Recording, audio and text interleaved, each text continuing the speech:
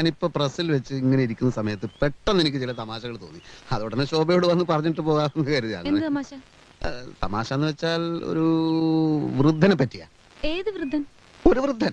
ഈ വൃദ്ധൻ ഹോട്ടലാണെന്ന് കരുതി ഒരു ബാർബർ ഷാപ്പിൽ കയറി. അപ്പോൾ വൃദ്ധൻ ബാർബറോട് എന്തുണ്ട്?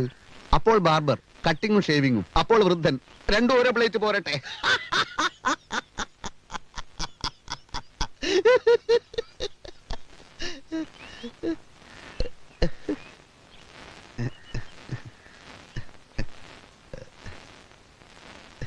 ഇതെനിക്കിപ്പോ പ്രസ്സിൽ വെച്ച് തോന്നിയതാണ്. ദിനേശ് ചേട്ടൻ എന്ത് പറ്റി? ശോഭയ്ക്ക് തമാശ ശരിക്കും അങ്ങോട്ട് മനസ്സിലായില്ല അല്ലേ? എന്നാ പിന്നെ വേറൊരു തമാശ പറയാം.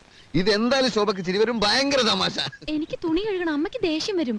എന്ന് വെച്ചാൽ എങ്ങനെയാ? ഇതും കൂടി കേട്ടിട്ട് പോയാൽ മതി. ഇതും എനിക്കിപ്പോ പ്രസ്സിൽ വെച്ച് തോന്നിയ വേറൊരു തമാശയാണ്.